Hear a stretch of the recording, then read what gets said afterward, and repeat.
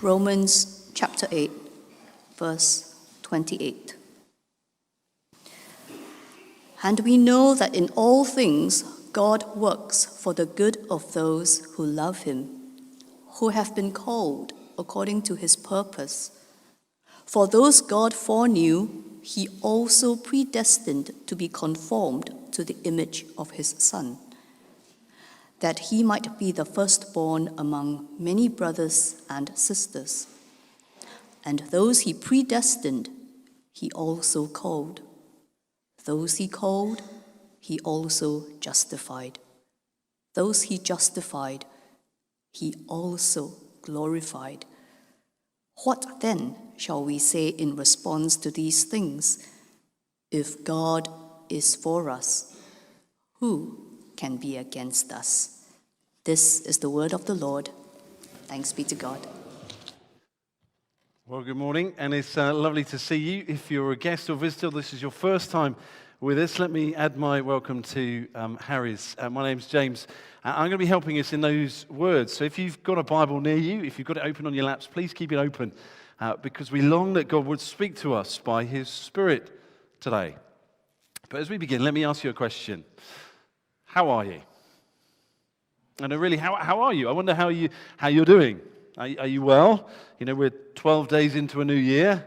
For some of us, it feels like the middle of February. Others, it's gone in a blink of an eye, hasn't it?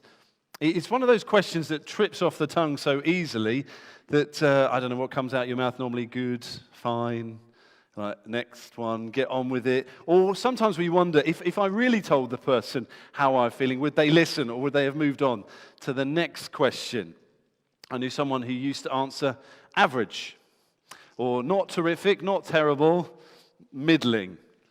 Oh, great, that's a British answer. Is ever I've heard one, isn't it? Average. I'm feeling average today.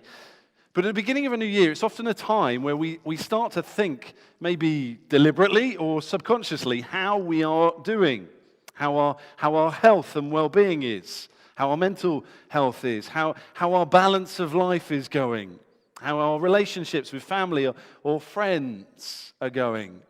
How our jobs, our fitness, our leisure activities, how that's all going. And whether we're a New Year's resolution person or not, we start to use this time of the year to think a bit of a health check on our life. So let me ask you again, how are you doing? How are you doing as a Christian? How are you, if you're a Christian here today, how are you going in your faith? How are things with Jesus? That's a strange question. We know how are you, good, fine, the answer, but how might we answer that one? It's maybe a question I've been asked not very many times at all. But the new year might pose us an opportunity to do a little bit of thinking, a bit of a health check on our Christian life too. Thinking how we're doing in our faith. How is our relationship with Jesus? Are we growing? Now, maybe we're here today, and in our heart of hearts, we know we're not a Christian, either outwardly or just in here. We would say that's the case. And it's a strange question, isn't it? I'm nowhere, really. Okay, that's fine. But what about for those of us that would say we're a Christian? Perhaps that kind of question triggers worry or concern. Oh, I'm just not a very good Christian. Or confidence. Yes, I think I'm good, brilliant. In fact, I might be this far off Jesus.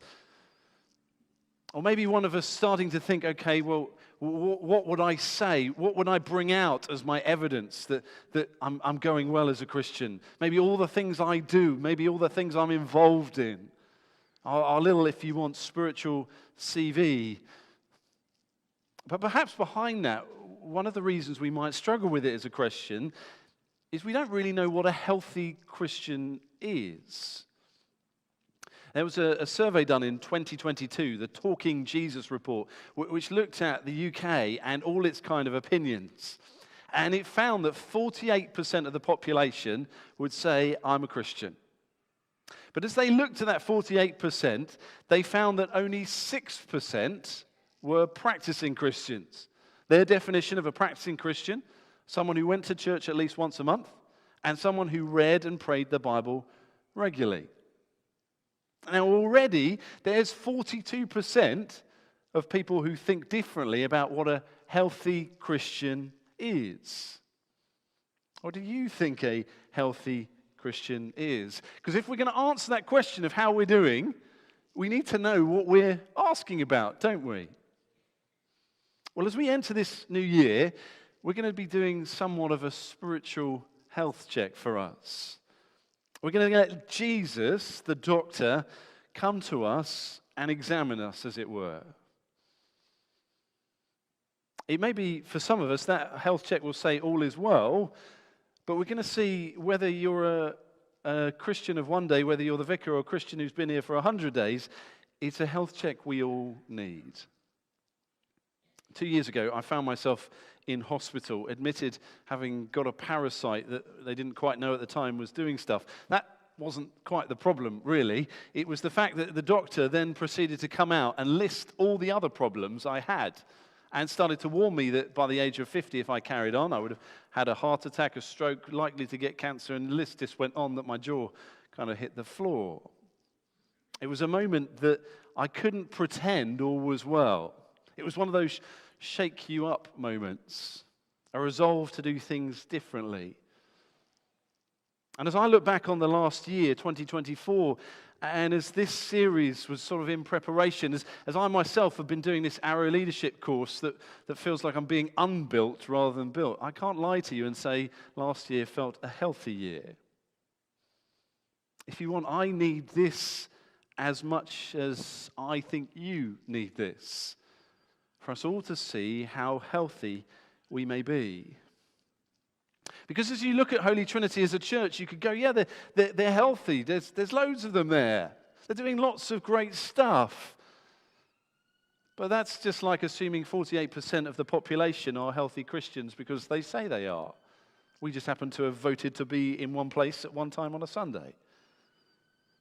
And so for the next 8 weeks, we're going to let Jesus, the expert, diagnose us, to get us to sit up and take notice.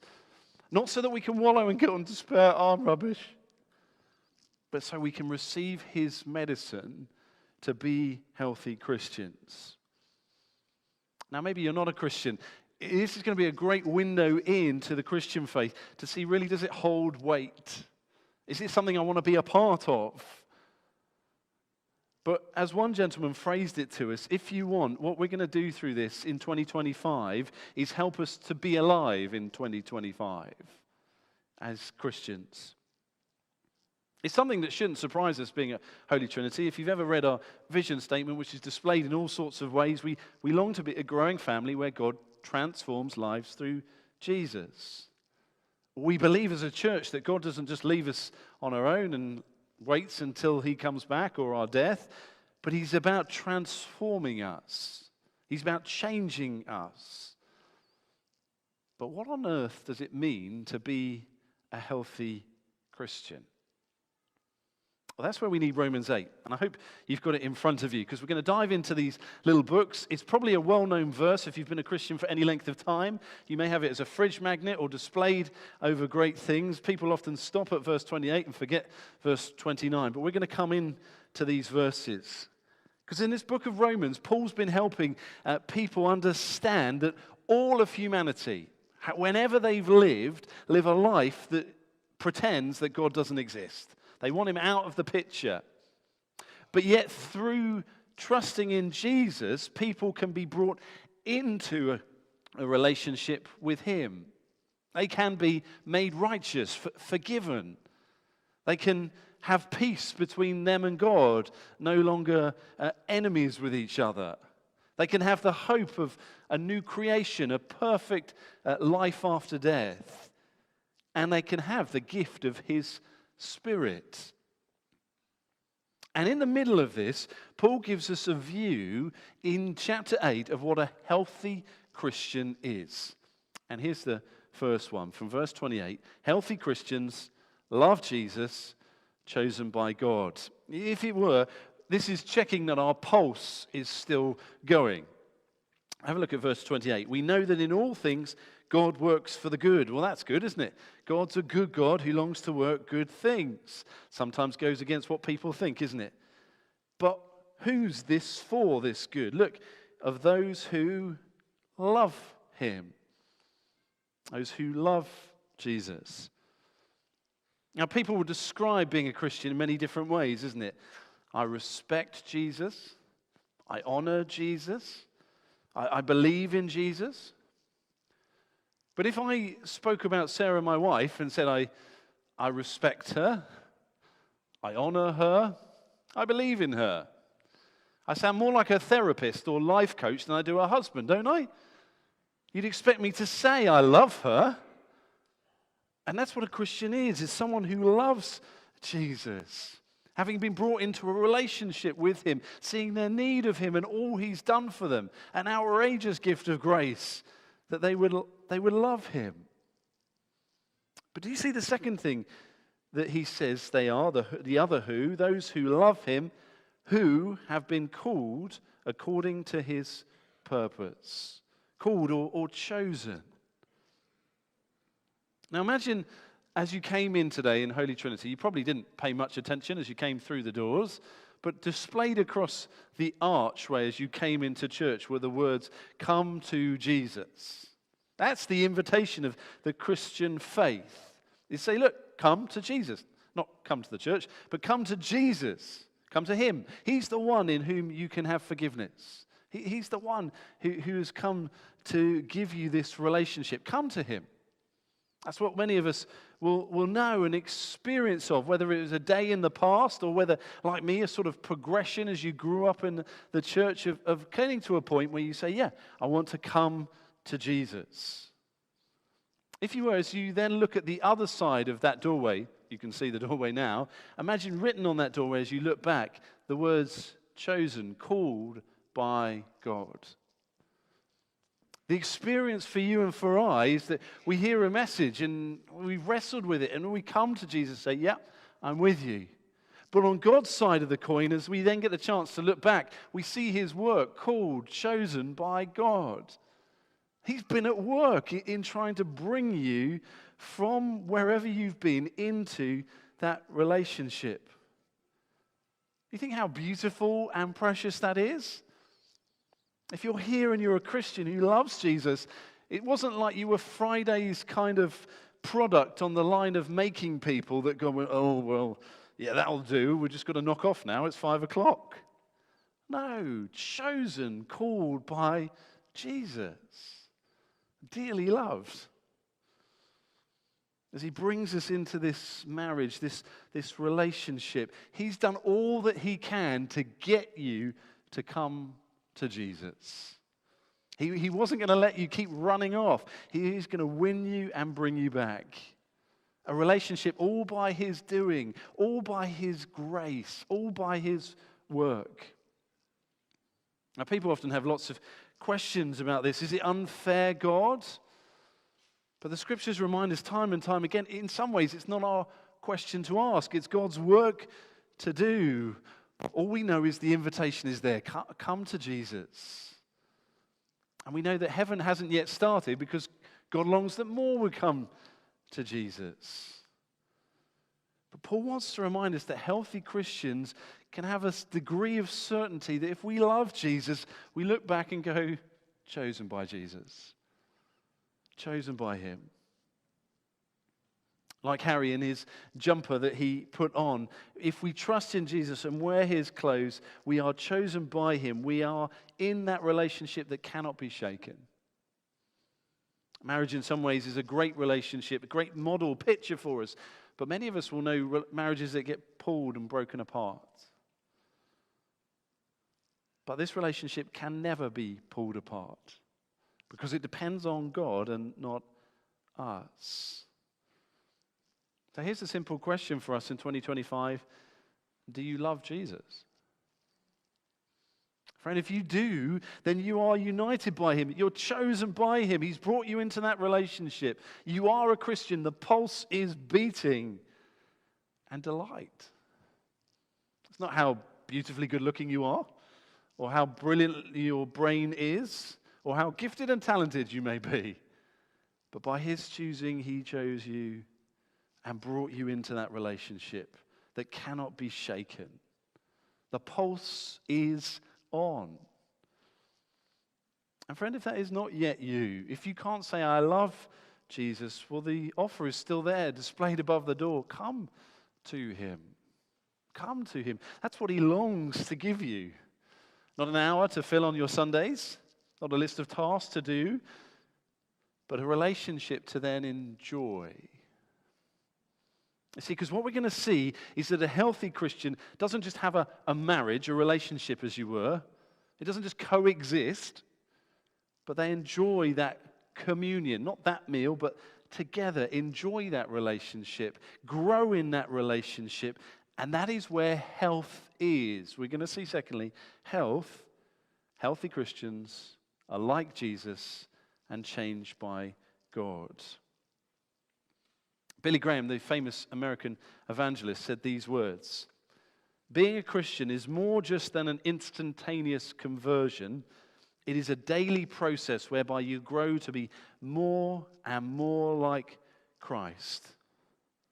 Do you see what he's doing? Look in verse 29.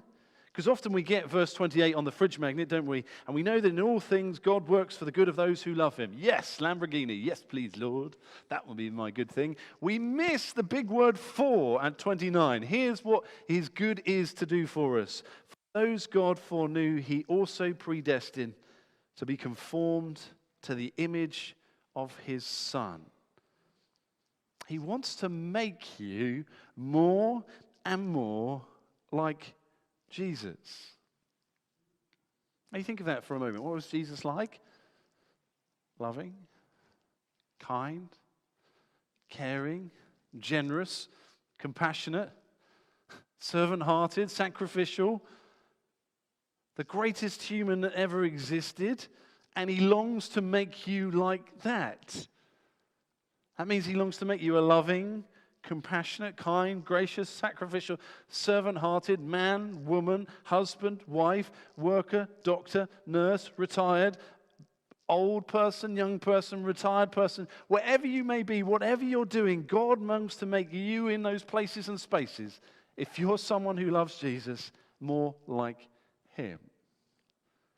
And that is a wondrous thing, to make you like the perfect human there's ever been. But he does that not just as an individual project. Look at verse 29. That he might be the firstborn among many brothers and sisters.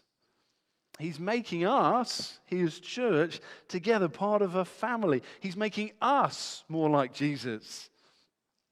Sometimes we think of church a little bit like the theatre. You know, we come along.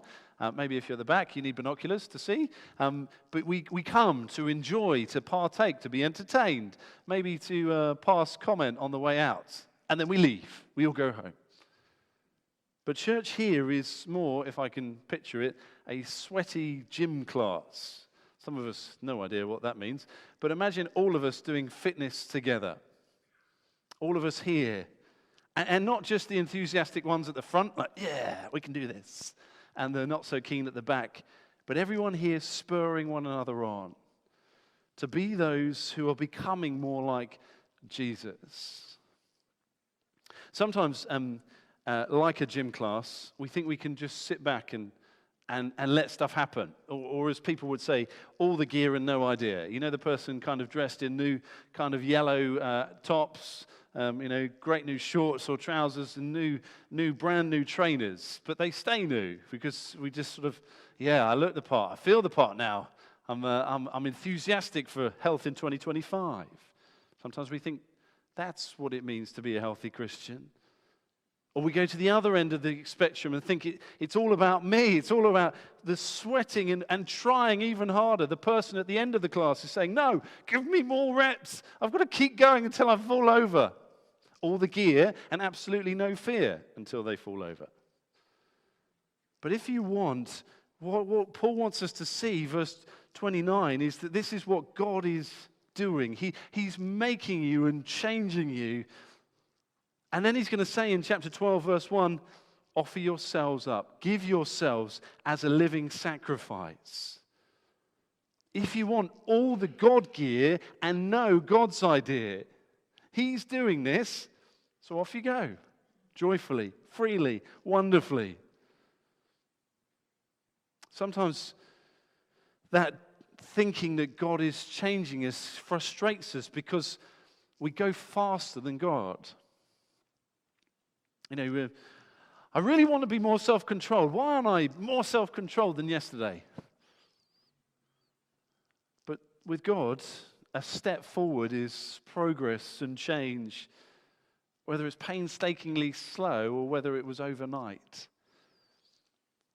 Sometimes we have expectations that, well, do you know what, quite, Lord, you haven't, I think everybody else needs a bit of work, but I'm almost there. Well, 1 John 3, verse 2 reminds us that this work continues until the day we die or Jesus comes back.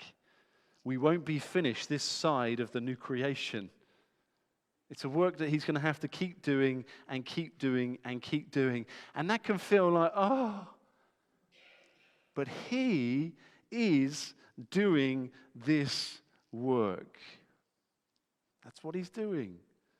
That's a healthy Christian. It's even more amazing in the context of Romans 8, how we can make sense of the hard stuff. When poverty or brokenness or hurt or grief or sadness come our way, what's God doing? He's not gone, oh my word, I forgot that unhealthy stuff existed. Oh, plan's gone off the rails. No, verse 29, those whom God foreknew, he also predestined to be conformed to the image of his Son. In everything, even in the tough stuff. I can think of two lovely ladies in our church family this last year who, through their own battles of cancer, have grown more like Jesus than I could ever wish to. And I can't help but look and praise God at how he's used that to make them more like Jesus. That he longs for their good in the midst of even their suffering and tears. That's why Paul can say, verse 31, what then shall we say in response to these things? If God is for us, who can be against us? Even the crud of life God is using. As he'll go on to say, even Jesus, his own Son, he's given him up for us and made us part of his forgiven people. Can't change that. And his heart and his Son's heart is set in love towards us, and we can't change that. So it doesn't matter the person that throws bricks at you and says, oh, you're a Christian, you're a bit odd. If God is for us, who can be against us? Even in ourself, or we don't want to live like Jesus. If God is for us, then even ourselves can't be against us. So here's the question again. How are you? Are you healthy? Are we as a church healthy? And no, not just active, not just doing stuff, not just looking the part on the outside. Are you healthy? We're going to see over the coming 7 weeks him go organ by organ to check in on our health. But as you look at this now, do you see one who loves Jesus and is like Jesus? Maybe you do, friend. Rejoice. God is at work. We need you to spur some of us else on who aren't healthy. Maybe honestly you sit there and go, well, I'm not sure I am. Well, Jesus, when he arrives on the scene, he's asked what he's doing. He's likened to a doctor. He says, I've not come for the righteous, the sorted. I've come for the sick. I've come to bring them what they need. Friends, the offer is still there, painted above the door. Come to Jesus if you don't see yourself as a healthy Christian. But maybe you're unsure. I'm not quite sure how the last year's gone. Have I grown or have I not grown? Sometimes we may, if you want, like body dysmorphia, have an unhealthy view of ourselves. Like the anorexic who says, I'm really fat. We need people to point out and go, no, you're not. Sometimes we need one another to help us see the work God is doing in us. To put at ease unnecessary worry. But sometimes we equally need one another when we think, yeah, I'm sorted, I think. When we're resting on our laurels, when perhaps we just need to ask ourselves the question, has this year been backward steps rather than progress? Because until the day we die, sin sickness will be our nemesis. It longs to ravage our spiritual health, our relationship with God, our experience and enjoyment of that relationship. And we'll find, won't we? Sometimes we fight it. Sometimes we cave in. Sometimes we just forget. But the answer's the same. Come to Jesus, to the one you love. Let him change you. Let him change you wherever you go. This spiritual health isn't just for here now. We don't want a holy gathering, but people who are healthy wherever they go this week. It's not going to be about your involvement in church or what you're doing, but we'll see that's one way of helping us see what health is going on. I think back of one lady, I've known this last year, who this year was pivotal. She was unsure and not questioning where she was. And this year, Jesus took a hold of her heart so she could stand up and say, yeah, I love him. And has then pressed into various ways that we're going to see in the coming weeks of how he's helped her to become more and more like Jesus at home, at work, as a mother, in all different kinds of places. So friends, what do we do next? I'm going to encourage you just to do one thing. To not leave here going, oh, that was a nice sermon, Vicar, and then forget it. To do one thing. Maybe you might need the help of someone. Harry, Tom, Ronnie, James. We would love to talk with you.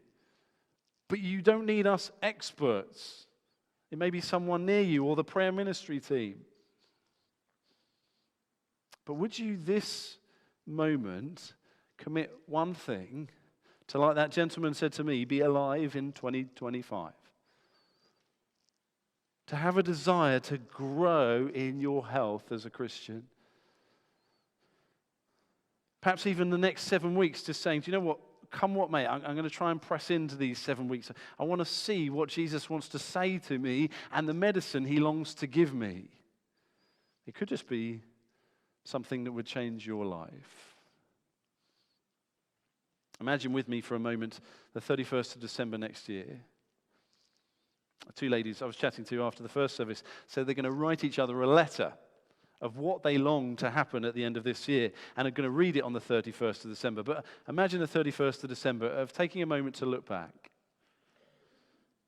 to see how God has been at work in changing you, how your love for him has grown and your heart bursting, about how he's helped you to take little steps forward and change you to be more like Jesus, even perhaps whether seen or unseen.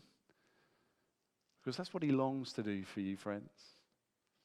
That's what a healthy Christian is. In a moment, we're going to sing a song together. In the chorus, it's going to say, undivided, I want to live for you. Maybe you just want to let those words wash over you as the band and others sing it to us. It may be at some point in that song you want to join in and say, yeah, me too. I want to be a healthy Christian, alive in 2025. But let me end with a prayer that John Newton prayed. A prayer that doesn't stop at how are you good, but asks how we may grow as healthy Christians. Let me pray.